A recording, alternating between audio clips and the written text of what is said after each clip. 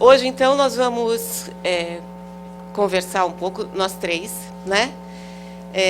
Quando nós pensamos nesse curso, quando nós repensamos, né? A segunda vez, como eu disse a vocês, que ele está sendo ofertado. E a Joana e eu pensamos, bom, mas puxa vida, né? Acho que eu falei isso também com vocês. Há 2 anos atrás tinha tanta coisa acontecendo, nós já tínhamos tantos desafios pela frente, né?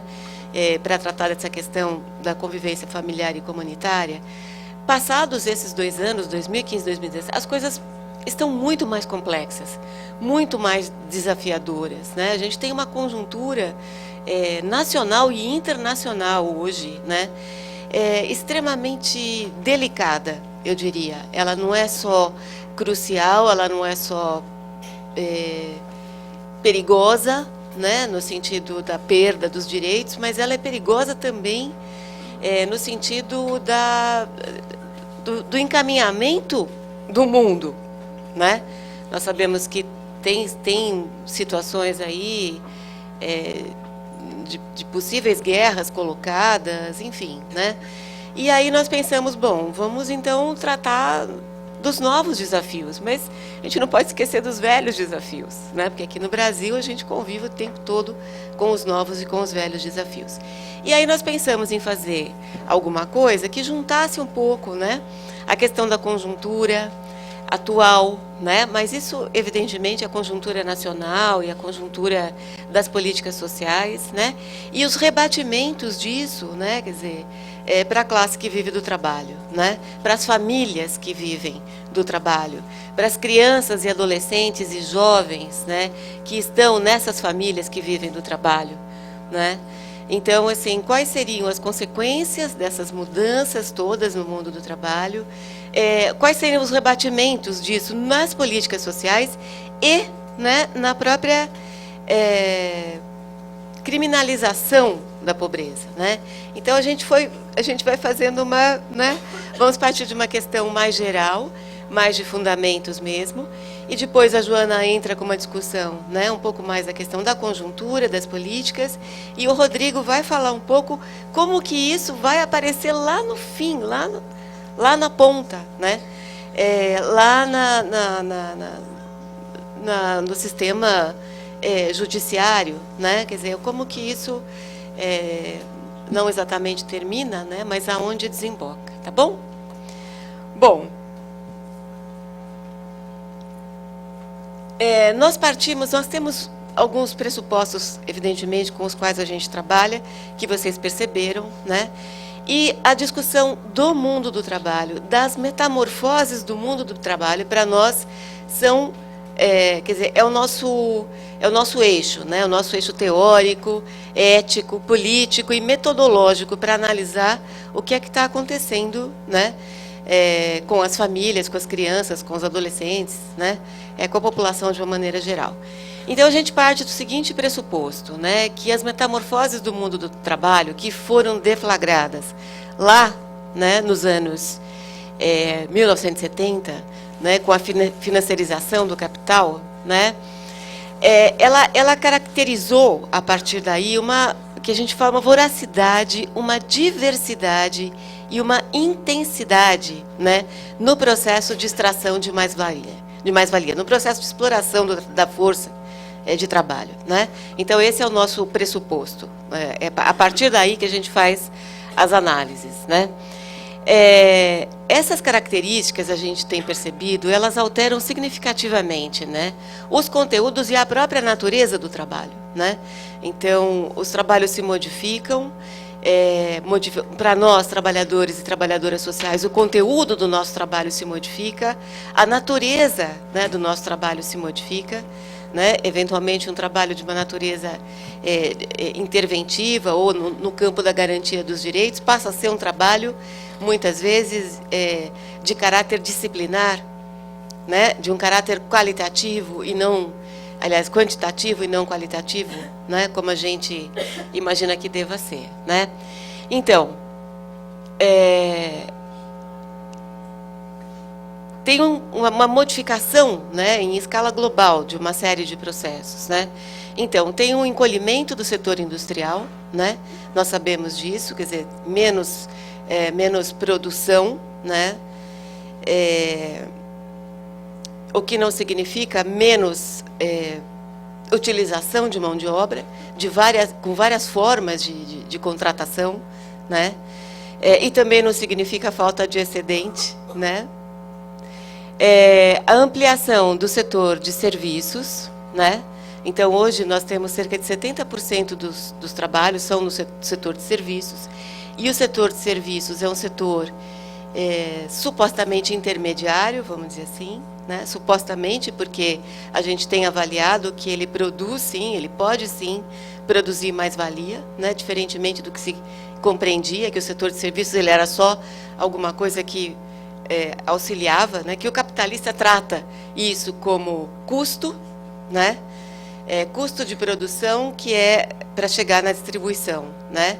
E a gente já sabe que não, né? Que, na verdade, tem muitos serviços que produzem, sim, mais-valia, que dão lucro, né? A explosão do desemprego estrutural, né? Nós sabemos disso, essa é uma realidade, não só nacional, evidentemente, né? Mas isso está se configurando cada vez mais no Brasil, né? A precarização e a deterioração da qualidade dos salários e das condições de trabalho. Então, os salários estão cada vez realmente mais menores, mais achatados. É muito comum ter uma demissão de trabalhadores e trabalhadoras para que sejam contratados trabalhadores e trabalhadoras com, né, um salário menor. Isso acontece na docência, isso acontece nas ONGs, isso acontece, né, em vários, nas escolas, né, em todos os setores, né? A precarização, aliás, os recortes de classe, gênero, geração, raça e etnia, eles ficam mais evidentes, né? Então eles ficam, isso se acirra, né? Acirra muito mais, né? É um processo, porém, né? Esse processo, essa relação capital-trabalho, né? Mas isso é impensável sem uma reforma conservadora dos estados, né? Então a gente vê um financiamento ativo, né? Uma corrida muito grande, né, ao fundo público, né? E o fundo público é formado basicamente pelas verbas que advindas do trabalho, né? Então, assim, essas taxas de lucratividade do capital, a gente viu o que aconteceu nos Estados Unidos, por exemplo, né, que o governo norte-americano, estadunidense, socorreu, né, os bancos de uma maneira fabulosa, não é isso? Bancos e empresas, né, na quebra, nessa bolha imobiliária que houve, nessa crise aí, essa última de 2008, que está repercutindo até hoje, né, muito fortemente para nós. E o que nós estamos vendo hoje no Brasil, as reformas que estão acontecendo, elas têm relação, lógico, lá com o início da globalização, mas acirradas, agudizadas por essa situação, né, por essa crise. Quem está pagando, né, quem está pagando, vamos dizer assim, né, de fato a crise, de fato os prejuízos estadunidenses, somos nós, principalmente os povos, né, latino-americanos, né, de capitalismo periférico, né, com direitos de cidadania mal e parcamente implantados, né? Isso a gente já sabe também, né? No Brasil, né, essa nova etapa do desenvolvimento capitalista vai aprofundar e vai reconfigurar uma precarização das condições, dos meios e dos processos de trabalho que já são históricas. Então, são os novos e os velhos, né? Então, a nova precarização, né, juntamente ao lado da velha precarização, né? Não foram situações que nós conseguimos superar e aí, então, né, isso se precariza. Não, elas se somam, elas se articulam, elas se reorganizam, elas se revitalizam, né? E elas dão um quadro, né, muito mais grave, muito mais preocupante, muito mais sério, né, para a classe que vive do trabalho, do que, por exemplo, em países onde, de fato, houve, né, aconteceu o direito, o assalariamento, né, as políticas de bem-estar social, né, os direitos garantidos, tá certo? Aqui, para nós, a situação é sempre muito mais complexa, né? Então, é uma forma de ser da precarização, né, isso que se articula às antigas, mas não menos utilizadas formas de precarização típicas de países dependentes que não universalizaram nem o trabalho assalariado, né, e nem os direitos de cidadania da classe trabalhadora, certo? Muito bem. Nós resolvemos tratar um pouco, né, tratar de uma maneira não aprofundada, não extremamente aprofundada, mas a gente considerou que era fundamental que nós tratássemos da proposta da reforma trabalhista que está em curso no Brasil. Vocês sabem que ontem os líderes de bancada, eles entraram com um requerimento pedindo a urgência da votação, né, dessa reforma trabalhista. E é interessante que a reforma trabalhista ela ficou um pouco subsumida, né, pela discussão da reforma previdenciária, né? E isso foi bom para quem está pretendendo fazer a reforma, né, porque a gente tem pouco conhecimento sobre isso, né? E tem muita falta de compreensão, né? Então, vamos ver um pouquinho essa reforma, o que ela significa, né? Eu compartilhei lá na minha página lá do Facebook 2 entrevistas, né? Uma delas com uma procuradora e uma, que eu vou falar o nome dela aqui, que agora eu não estou me lembrando, e a outra, uma entrevista mais importante que eu considero, que foi no Roda Viva de segunda-feira, tá? Que o Dr. Jorge Luiz Souto Maior, que é um juiz do trabalho, né? Uma pessoa extremamente militante, né, na causa dos direitos da classe trabalhadora e professor de direito da USP, né, ele era um dos entrevistados, aliás, ele era um dos arguidores do Roda Viva, né? Então está lá também essa entrevista, então tem está condensado, né? E ele vai fazer então uma avaliação do que é que significa isso. Vale a pena, tá, gente? Vocês podem achar no YouTube também, mas se quiserem colocar lá no Facebook, meu nome vai aparecer. Eu coloquei de propósito lá hoje para que vocês, né? Porque eu sei que é mais fácil acessar o Facebook do que outras coisas, né? Bom,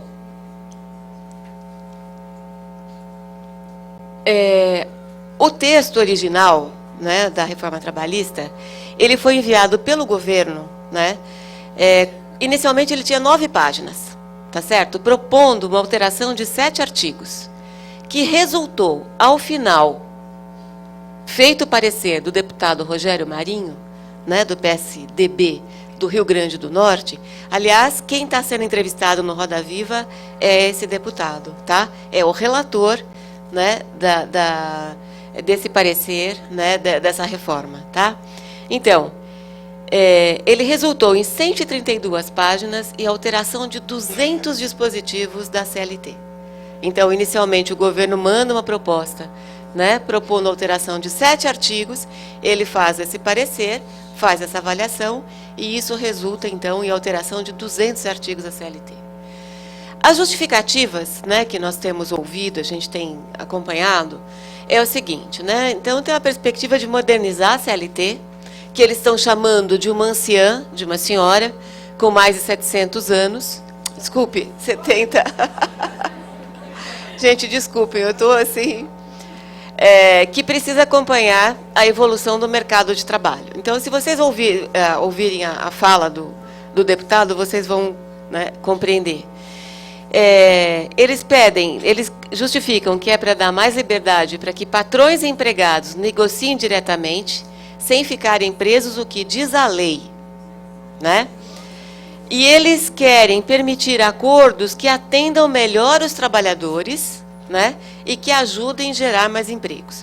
Então, essas são as justificativas principais da reforma trabalhista, né, que está colocada. Bom, alguns destaques dessa reforma, tá? O negociado sobre o legislado. Talvez o Rodrigo até falasse melhor sobre isso agora do que eu, porque ele é advogado, né?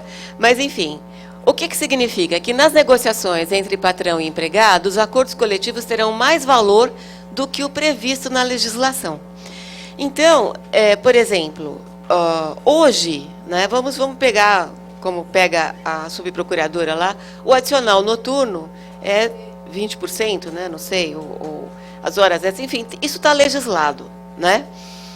Se, por exemplo, tem uma negociação entre o patrão e os empregados, eles dizem assim, olha, gente, é o seguinte, eu estou numa situação difícil, o Brasil está numa situação difícil, nós estamos aqui num momento muito complicado, muito delicado na empresa. Se vocês, colaboradores, não colaborarem, né, a gente, né, vai ter que fechar, a gente vai ter que fazer demissões e tudo mais. Então, a minha proposta, né, é que vocês aceitem não 100% como 13º, por exemplo, mas 10%. Né? O 13º será 10%. A proposta é que o negociado, né, valha mais do que o legislado. É isso que está em questão. Na prática, né, significa que todas as leis, todos os dispositivos, toda a legislação que nós conseguimos garantir até aqui, né, que são pequenos, são mínimos já, e estão o tempo todo sob ameaça, eles podem ser substituídos por um acordo, entre aspas, né, para que as empresas, sei lá, se salvem, vamos dizer assim. Claro que nós somos a parte mais fraca, a classe que vive o trabalho, é claro que é a parte mais fraca desse, né, eventualmente, para não perder o trabalho, para não perder o emprego, para não ir para a rua, né, a gente muitas vezes acaba aceitando, né. Bom, as férias, né? As férias, o direito poderá ser usufruído em até 3 períodos, não sendo permitido que um dos períodos seja inferior a 14 dias corridos e que os períodos restantes não sejam inferiores a 5 dias corridos cada um. Dá assim, olha, 15 dias, né? Então, a única obrigatoriedade é que esses primeiros dias, né, essas 2 semanas, sejam tiradas, então são 14 dias, na verdade, né? É a única obrigatoriedade. E a outra é que não seja menos que 5 dias. Dividido em 3, dá o quê? 15, 5, 5? Não. 15... então, 15 dias, 2 semanas, aí depois você tira mais 1 semana e depois você tira 5 dias, por exemplo. Mas isso vai depender do acordo, da negociação, né? Certo? Porque está permitido, né, agora, quer dizer, essa é a proposta, né? O trabalho intermitente, né, permite a contratação de funcionários sem horários fixos de trabalho. Isso é uma coisa que até já existe e tudo mais, né? Agora, em algumas situações especiais, alguns tipos de trabalho, né, como o pessoal vai em bares, restaurantes e tudo mais, né? Isso significa, por exemplo, que o trabalhador, a trabalhadora, ele fica à disposição, né? Ele fica ali à disposição e ele não sabe quanto ele vai ganhar e quando ele vai ganhar. Quer dizer, então, isso gera uma insegurança muito grande, porque ele não sabe se ao final do mês ele vai ter ou não. É mais ou menos como a gente, né, Joana? A gente não sabe se no final do mês, né? É um pouco como o professor, assim, como o profissional liberal, né? Mas estou brincando, gente. Não é, a nossa vida não é tão dessa maneira. Mas, enfim, do ponto de vista do trabalho, do emprego, né? Acaba com essa coisa que a gente tem, né? A gente sabe que ao final do mês a gente vai ter um tanto para poder comprar as coisas, para poder pagar as contas, assumir compromissos, né? Assumir uma prestação, eventualmente um aluguel, né? Porque na verdade esse trabalho ele vai ser intermitente, né? Ele pode ser. Agora, gente, o que se coloca? Não, mas isso pode ser. Mas para as empresas, evidentemente, que se tem a permissão legal, é evidente que a empresa vai fazer aquilo que mais lhe convém, né? Então, não, olha, eu posso contratar você por hora, por jornada, né? Mas eu vou te contratar pela CLT. Eu vou te contratar com todos os direitos garantidos. Claro que não, né, gente? Tá? O trabalho terceirizado. Então, define que a terceirização alcança todas as atividades da empresa, inclusive atividade fim. Aí, essa subprocuradora, que depois eu vou falar o nome dela aqui, que eu não estou lembrada, acho que é a subprocuradora, ela diz assim, por exemplo, ela usa esse exemplo, vocês vão ver lá na entrevista. Se eu tenho uma padaria e eu preciso de segurança, né, o meu negócio é fazer pão. Então, tudo bem, as atividades meio já estão colocadas, eu posso contratar uma empresa de segurança, né? Agora, ela diz, por exemplo, atividade fim, um piloto de avião, né? Quer dizer, ele não tem, ele é contratado, terceirizado, por exemplo, né? Então, ele trabalha para uma empresa. No geral, ele não trabalha para uma empresa. Ele está num pool, né? Numa bolsa lá de pessoas, de pilotos, né? A empresa é só uma intermediária, né? As terceirizadas são basicamente intermediárias, né? O que elas fazem? Elas chamam esse piloto que está lá naquela bolsa, naquele pool, né? Falam, olha, a Gol está precisando de um piloto agora para amanhã para fazer viagem tal. A TAM, né, está precisando para fazer viagem tal. Quer dizer, ele não tem uma escala de trabalho, ele não tem uma, né, ele não sabe exatamente. Por exemplo, ele pode escolher, os pilotos hoje até escolhem, até onde eu sei, se eles fazem voos nacionais ou voos internacionais, né? Tem uma carreira, né? Isso significa que pode cair muito avião, né? No mínimo, né? E não porque seja a responsabilidade do piloto exatamente, mas são as condições de trabalho, né, que ele vai enfrentar, né, que vão colocá-lo em risco, né, e colocar as pessoas em risco, né. O teletrabalho, né, essa modalidade de trabalho passa a ser regulamentada. Teletrabalho é um nome interessante para o trabalho doméstico, né, o trabalho realizado em casa. E eu vou dizer para vocês que o trabalho realizado em casa é um dos mais graves, porque trabalha a família inteira, inclusive crianças. Concordam? Para nós mulheres, o trabalho em casa é terrível, né? Porque você está no computador, a gente já falou sobre isso também, né? Vai fazer a comida, aí vai buscar a criança, aí vai cuidar da criança com aqueles desenhinhos, né? No computador empurrando o carrinho, né, da criança. Se tem uma criança mais velha, um pouquinho mais velha, você põe, eventualmente, acontece, né, vai fazer um café, né? Dá comida olha, dá essa comidinha aqui para o seu irmãozinho, né? E essas coisas nem são, vamos dizer, as coisas mais sérias, mais graves, né? A gente sabe que tem crianças e adolescentes que entram mesmo no processo produtivo, porque uma coisa é você dizer assim, né, teletrabalho. Então, tá bom, teletrabalho significa que você está lá no computador, né? Mas eu fiquei sabendo, por exemplo, que a Hering, pelo menos me parece que é verdade, a pessoa que me falou, que toda a confecção da Hering, vocês lembram, a Hering era uma potência, né, gente, em termos de fábrica. Quem é mais velho aqui sabe que, né, lá em Blumenau e tudo mais, umas fábricas enormes, né? Hoje, todo o trabalho de costura está nas casas de novo. Nas casas das pessoas, né? Então, isso estando nas casas das pessoas, isso significa trabalho infantil, isso significa trabalho de idosos, isso significa a superexploração do trabalho de mulheres, né? Quer dizer, 68%, eu li lá, 68% das empresas já utilizam o teletrabalho, né? Mas aí, por exemplo, computadores, os recursos, os meios de trabalho, né, entrarão em negociação também com o trabalhador, com a trabalhadora, né? Então, e a gente já sabe que isso já acontece, né? Quantas vezes a gente não tem que levar o computador da gente? Em escola isso é muito comum, em faculdade, né? A gente tem que levar o computador da gente. Então, até a Thaís está aqui com que a gente. Eu fui professora dela um período, então era isso, né? Thaís leva o computador. E eu não tinha o meu data show, não me recusei a comprar, mas as professoras todas têm o seu próprio data show, né? A maioria.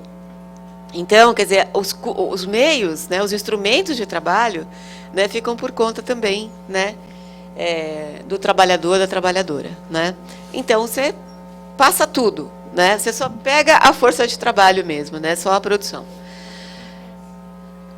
Aí, assim, o ativismo judicial, que eles estão chamando assim, né? Estão chamando uma coisa chamada ativismo judicial. Previsão de que a assinatura da rescisão contratual dos empregados seja causa impeditiva para o ajuizamento da reclamação trabalhista. Então, eles colocam que existe um excesso de processos, né, trabalhistas. E a subprocuradora-geral do Trabalho, Sandra Lia Simon, essa pessoa que eu estou falando, ela diz que 50% das reclamações trabalhistas, e o Dr. Jorge Luiz também vai falar isso, são devidas ao não pagamento de verbas rescisórias. Então, não é que se judicializa, né, porque tem muitos direitos, né, e as pessoas vão em busca de direitos lá que estão escondidos e tudo mais. Não. A empresa diz assim, ela não paga a verba rescisória, não paga a rescisão do contrato de trabalho, férias, 13º, não sei o quê, e as próprias empresas dizem, vão em busca dos seus direitos. Não é verdade? Então, não são os trabalhadores e as trabalhadoras. Mesmo assim, gente, a quantidade de problemas que nós temos, né, de cumprimento de direitos trabalhistas é imensa. E assim, é uma minoria, vamos dizer assim, que vai em busca, né, desses direitos. E tem uma outra questão. À medida que isso se judicializa, né, você faz, como fala, acordos, o que diminui as verbas rescisórias. Né? Porque, é claro, o trabalhador está lá, precisando. Né? É claro que ele vai aceitar, né? Eventualmente, uma ação que está, sei lá, está avaliada lá em 100 mil reais, ele oferece 20, ele aceita. Não é assim? Né? Então, assim, também é uma falácia, também é um mito. Né? E essa procuradora, essa subprocuradora, fala uma coisa muito interessante. Ela diz assim, olha, o que é grave é a estagnação da economia. Né? Não são os direitos que impedem, né, que se gerem empregos.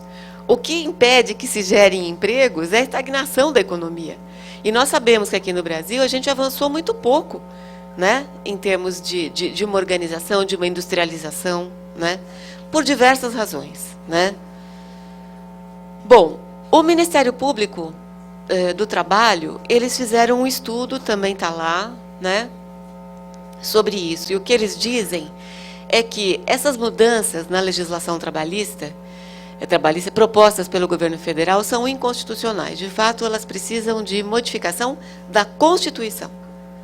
Né? E elas contrariam, então, portanto, a Constituição Federal, as convenções internacionais firmadas, né, pelo Brasil. Quer dizer, todas as convenções que o Brasil firmou, internacionais, que é de direito, né, de preservação de direito, né, do trabalho, de quem trabalha, na verdade, né, ela contraria. Tá? Elas geram uma insegurança jurídica muito grande. E elas impactam negativamente na geração de empregos e fragilizam o mercado interno.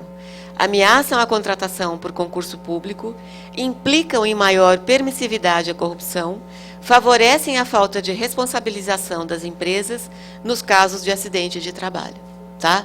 Então, gente, nós estamos diante de uma situação, né, e assim, vocês sabem que ontem eu estava falando que e conseguiram impedir, não houve voto suficiente para que ela entrasse, né, em regime de urgência em votação.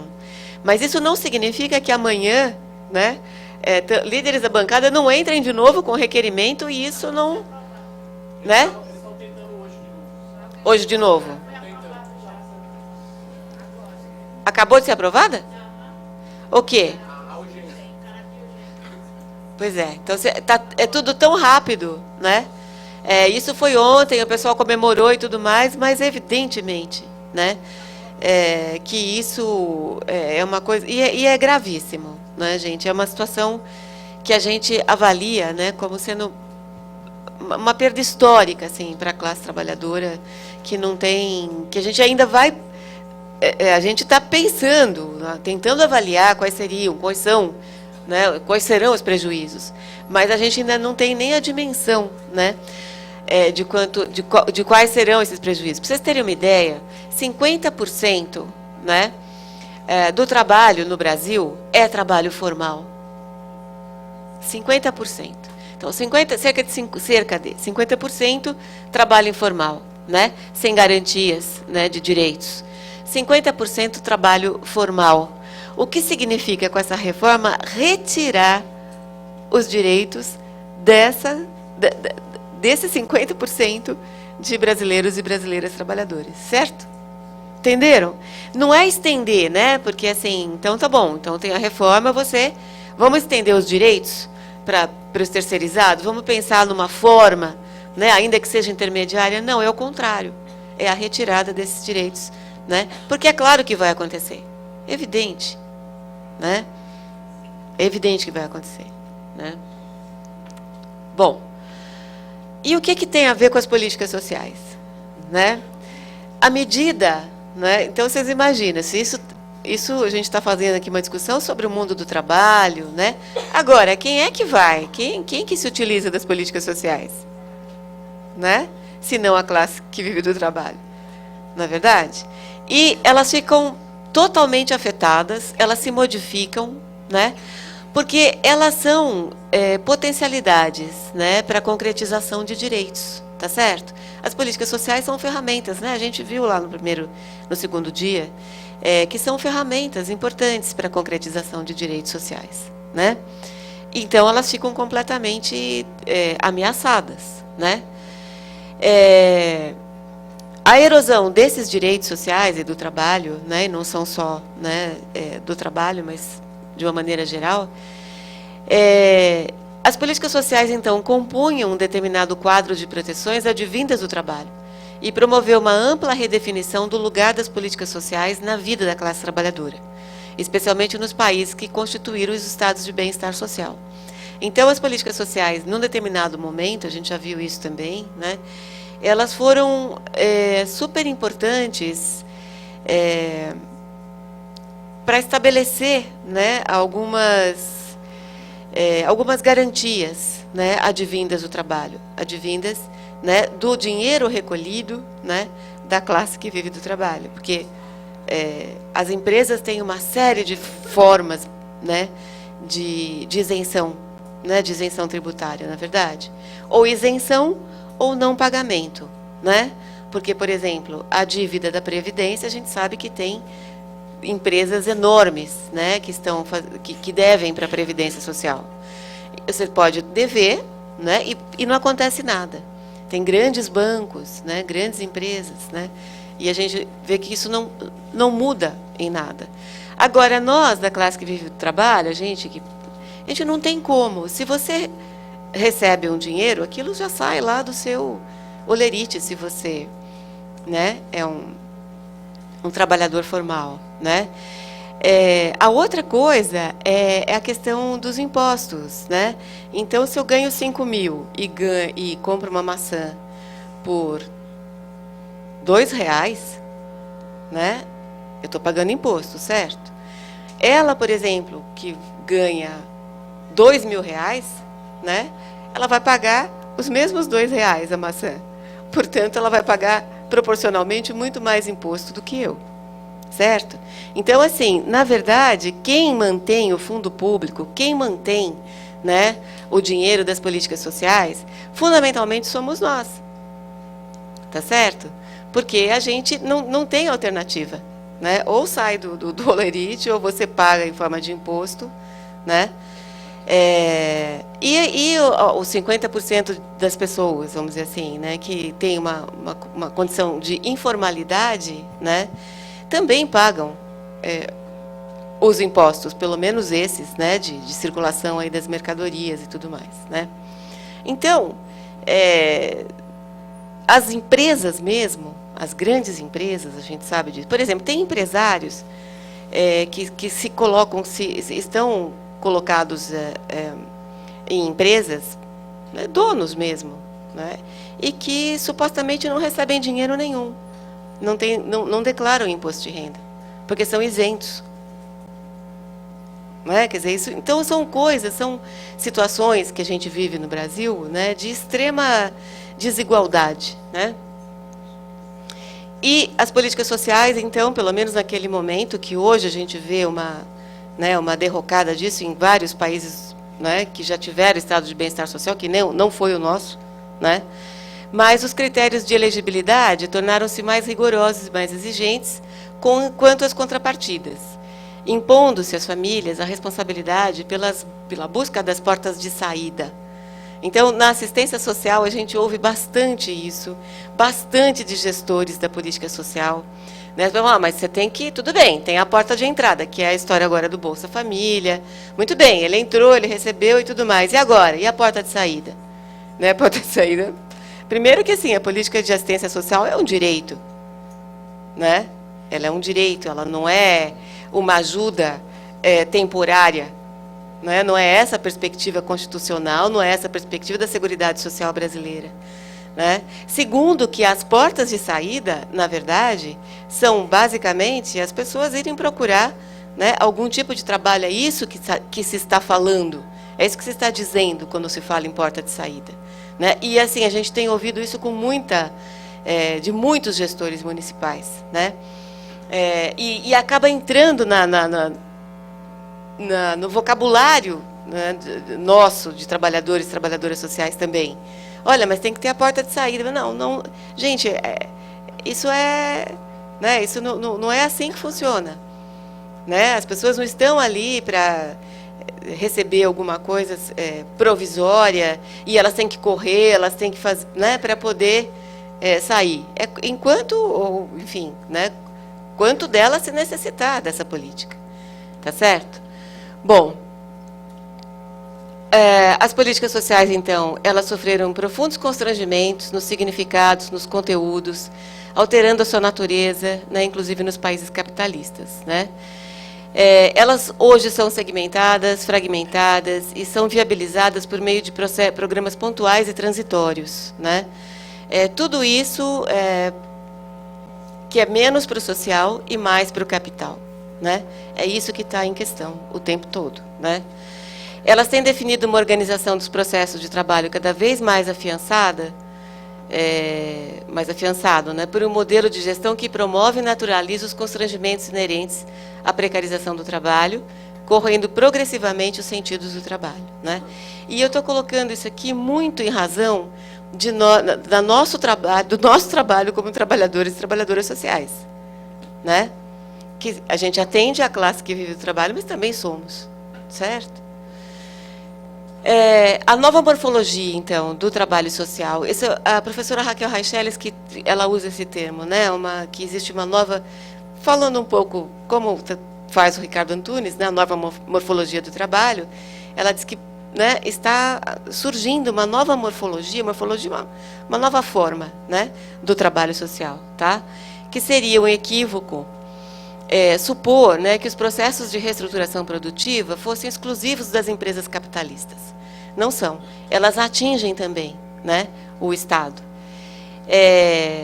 Com distintas mediações, né, estão presentes com intensidades variáveis na organização social do trabalho na esfera estatal, reestruturando e moldando a ação pública no campo das políticas sociais e dos serviços sociais.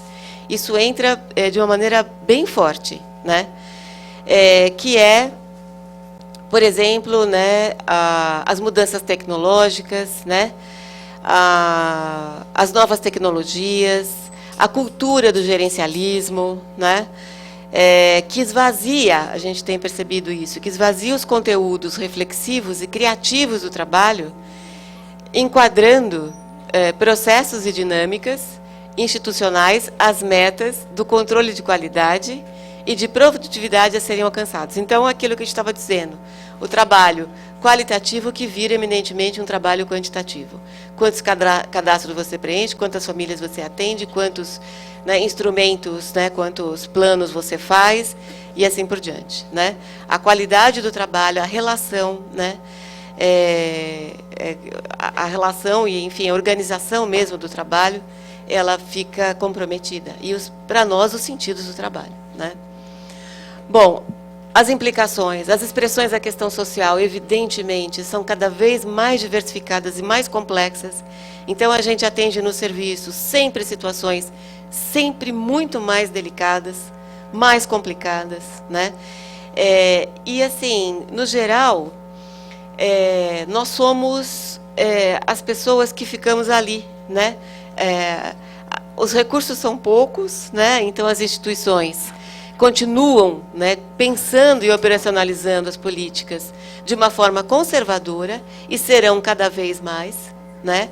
A gente tem visto, né, um recrudescimento, né, das perspectivas conservadoras, isso em nível internacional, mas principalmente em nível nacional. Por exemplo, um exemplo rápido, mas a população em situação de rua, né?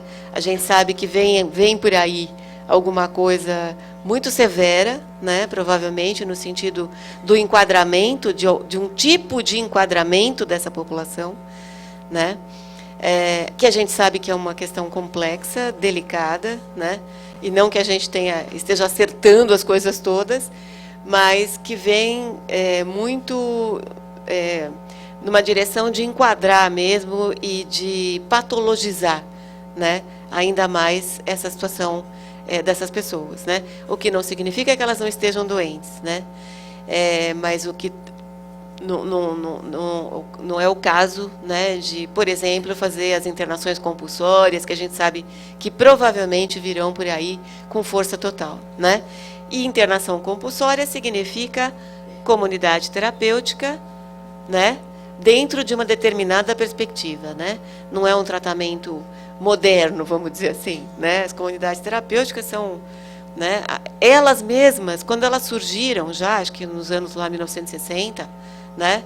Elas até tinham um poder, os 50, 60, elas tinham poder, elas tinham uma perspectiva revolucionária, mas elas se transformaram em outra coisa ao longo do tempo, né? Hoje são não sei nem como dizer isso, mas mini prisões eu não diria exatamente, né? Mas ali acontece de tudo. Infelizmente acontece de tudo. Talvez, até arrisco a dizer que em muitas delas, pode até ser que essa população esteja correndo mais risco dentro delas do que na própria rua, se é que é possível, né? Mas tamanha né, enfim, a situação desses equipamentos, né?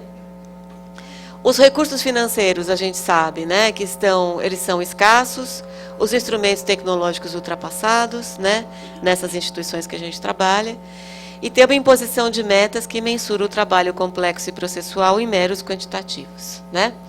São essas instituições que nos empregam e atendem a população por meio das políticas sociais, certo? Então, aí a relação, né? E são elas que definem quais são as expressões e as dimensões da questão social que a gente vai tratar. Então, fragmenta também a questão social. Então, você atende criança, você atende adulto, você atende população de rua, você atende, né? Fragmento de uma tal maneira que a gente perde a noção de totalidade, né? A população perde a noção. Nós também perdemos a noção da totalidade, né, das circunstâncias da vida daquela família, por exemplo, né? Ou daquelas famílias, ou daquele território. E esse trabalho, né, gente, ele é desenvolvido pelo sujeito vivo, que somos nós, né, do trabalho, certo? E nós somos a nossa única ferramenta, né? E essa ferramenta, vamos dizer assim, né, é uma composição complexa de conhecimentos, habilidades, competências, né, que são exigidas para o trabalho cotidiano. Então, a gente precisaria ter muita preparação, muita capacitação, muita supervisão, muito estudo, né? Mas, no geral, não é isso que acontece. No geral, tem lá um profissional, uma profissional, que fica lá, né? É ela, ele, né? Atendendo a todas as situações e tendo que dar uma resposta supostamente ali para aquela situação, até porque as pessoas apresentam situações para a gente muito graves. E é muito difícil a gente dizer, olha, né, não sei o que fazer, não tenho o que fazer, não vai dar para fazer, eu não tenho culpa, né? Quer dizer, é uma situação extremamente delicada, né? Bom, e aí, a título de exemplo, eu já estou encerrando, eu trouxe uma coisa bem simples aqui, a gente poderia, né, e aí a gente depois vai abrir o debate, e é evidente que tem centenas de coisas, de consequências de tudo isso, né? Dessas alterações do mundo do trabalho que se espraiam pelas políticas sociais e que se espraiam para as famílias e que, né, chegam no nosso trabalho cotidiano, né? Vale lembrar, né, gente, que o adoecimento, né, de trabalhadoras sociais é muito importante, né? É uma questão que a gente não tem abordado suficientemente ainda, né? Mas a gente percebe, assim, quando a gente estava conversando com a Carol e ela estava me contando umas coisas, né, Carol? Pesadelos, né? Não estou dizendo que ela que tenha, estou dizendo que ela ouve, que ela tem. Né? Então, assim, são os pesadelos, né? A falta de sono, né? A dificuldade para dormir, o medo constante, né? A apreensão, né? A ansiedade, né? Os distúrbios de peso, né? Eu fiz uma pesquisa com o pessoal da habitação, então distúrbio de peso, depressões medicadas ou não, crises de ansiedade, né? E a gente tem visto também, não exatamente no trabalho social, eu ainda não tive conhecimento disso, mas eu tenho percebido, nós temos percebido, assim, ainda de uma maneira, eu não tenho estudado isso com profundidade ainda, mas me interessa demais, os suicídios, né?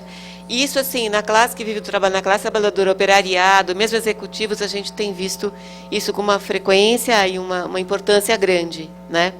Então, tudo isso são consequências dessas metamorfoses do mundo do trabalho, e nós, que somos trabalhadores e trabalhadoras sociais, não estamos absolutamente, não é porque a gente não está na produção, que a gente não está no chão da fábrica, né, que a gente não sofra todas as consequências dessas metamorfoses do mundo do trabalho, tá?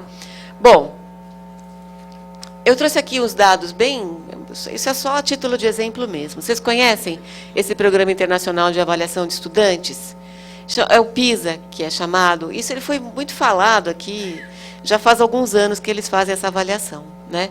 Então, segundo esse levantamento, né, o levantamento da Organização para a Cooperação de Desenvolvimento Econômico, que esse exame é feito com países dessa organização, dessa cooperação, e alguns outros países parceiros, né, o Brasil é um deles.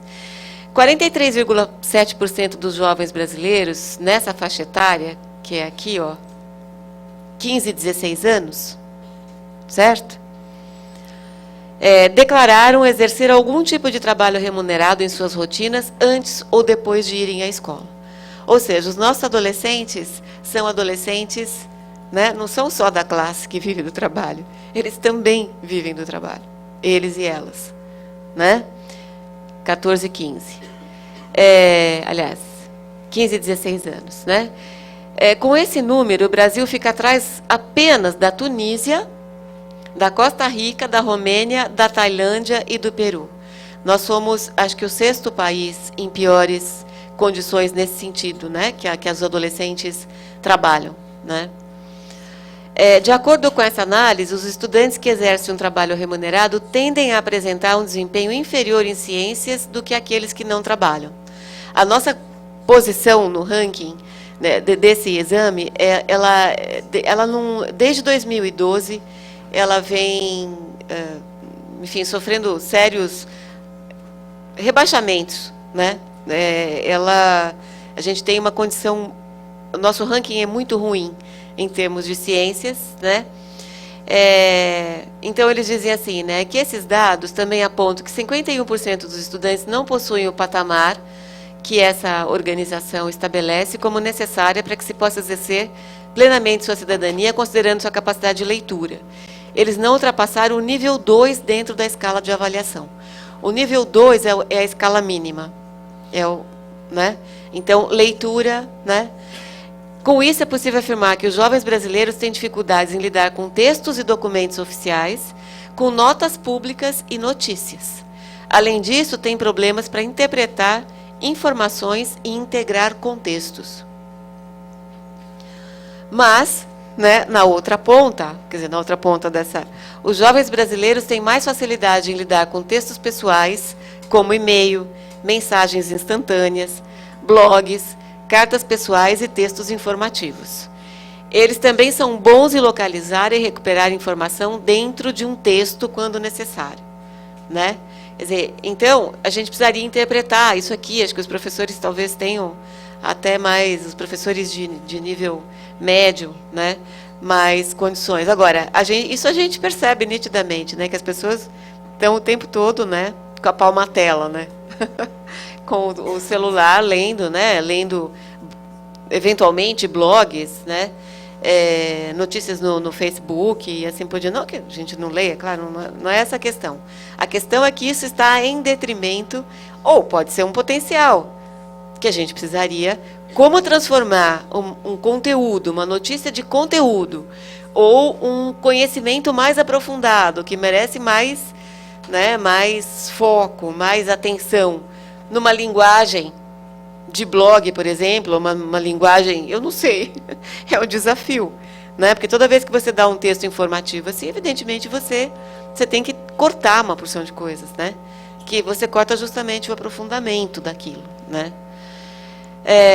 Em matemática, né, de acordo com esse relatório, 70,3% dos estudantes brasileiros ficaram abaixo do nível 2 de desempenho na avaliação, que é o patamar mínimo também, né? Como necessário para que o estudante exerça plenamente a sua cidadania. Na prática, os alunos não conseguem responder a questões da disciplina com clareza e não conseguem identificar ou executar procedimentos rotineiros de acordo com as instruções diretas em situações claras, né? A média nacional nessa disciplina foi de 377 pontos em matemática, muito abaixo da média da organização dessa cooperação de países, que é de 490, né? Então, gente, é só um exemplo, tá aí os sites para vocês pesquisarem se quiserem, é muito interessante, né? Eu trouxe como um exemplo do que isso significa, o rebatimento disso, né? De ser estudantes que trabalham, ou de estudantes que têm a família, que têm uma condição de trabalho precária, uma condição de trabalho insegura, né? Que não conseguem dar, né, eventualmente, atenção, né? E que, do ponto de vista da educação, né, quer dizer, como que isso aparece, né? Quer dizer, aparece de uma maneira que os nossos adolescentes, nossos jovens, né, estão perdendo a oportunidade de desenvolver a sua capacidade, né, de adquirir um conhecimento mais aprofundado, né? Portanto, né, cada vez mais vulneráveis, vamos dizer assim, né, em condição de vulnerabilidade diante do próprio mercado de trabalho, né? E também diante do avanço que a gente precisa ter no Brasil, né? Enfim, de equipamentos, de coisas do gênero, né? Vale lembrar que as escolas federais, as escolas públicas federais, foram as que se saíram melhor. Melhores ainda do que os colégios particulares, quando eles fazem a comparação. Portanto, é possível ter uma escola pública de qualidade. E é tão comprovado, né, que isso é o que deve ser feito, né, que esses alunos dessas escolas, né, as ETECs, lembram? Agora elas têm um outro, acho que foi no governo Dilma ou Lula, não me lembro, mas que eles aumentaram isso, aumentaram bastante o número de escolas e modificaram para institutos, enfim. Mas é claro que é totalmente insuficiente, né? Então, é possível, né? Então, não é um problema da população, é um problema de acesso, né? E um problema de qualidade mesmo, de educação e qualidade da vida, né, das pessoas. Tá certo? Bom, gente, então não sei se ficou, né? Acho que eu tentei trazer a reforma trabalhista um pouco, ver por que as políticas sociais estão assim, como é que isso rebate na educação, né? E como é que isso rebate também no nosso trabalho, tá bom? Bom, Joana? Agora a Joana vai falar um pouquinho mais sobre a questão das políticas sociais. Obrigada.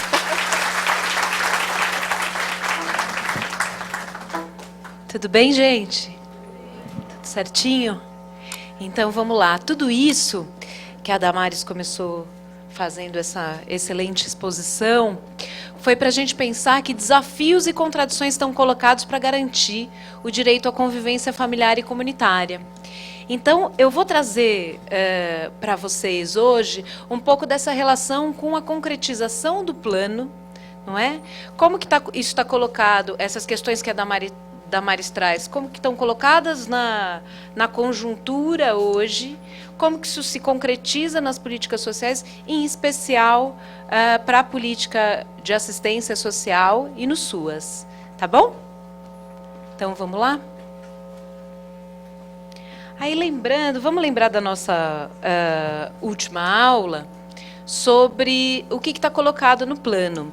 A gente, Damares e Rodrigo, fez um desafio aqui, né? Na última aula. Não sei que eles estão rindo. Porque eu fiz a pergunta fatídica, quem conhecia o plano? E aí, assim, eu consegui contar 5, né, pessoal? Então, a gente estabeleceu um compromisso aqui, que eles leriam o plano até hoje, né? Não era isso? Foi o combinado, né? Para a gente trazer essa discussão para o debate de hoje. Mas para refrescar a memória da última aula, eu trouxe aí os aspectos fundamentais do plano, né? Então, a primazia da responsabilidade do Estado, o apoio às famílias, o reconhecimento da competência das famílias, né? Contrariamente ao discurso das famílias desestruturadas, a gente viu que desestruturadas são as políticas para atender essas famílias. O conceito de família que muda, que o plano assume, né, os novos modos de ser família, a excepcionalidade e a provisoriedade do acolhimento, a centralidade na família como estratégia para fugir da lógica segmentada que trata as famílias como algozes e as crianças como vítimas, não é? A importância da articulação intersetorial e das redes de proteção, os programas alternativos ao acolhimento institucional, então família acolhedora, né? O controle social, a importância de se garantir o controle social e o reordenamento dos acolhimentos. Então, essas são as principais defesas do Plano Nacional, as principais diretrizes do Plano Nacional e objetivos, certo? Vocês comprovaram isso na leitura, né? Muito bem. Nossa, como ficou clarinho. Será que tem como... Acho que não, né? Acho que só o Rafael consegue fazer isso. Tem alguma luz aí? Ficou tão clarinho. E aí, para a gente discutir os desafios que estão colocados, não é? Para a garantia desse direito à convivência familiar e comunitária e os conteúdos do plano, a gente precisa olhar para a conjuntura, que é essa discussão que a Damares traz, né? Para a gente pensar quais são os desafios, as contradições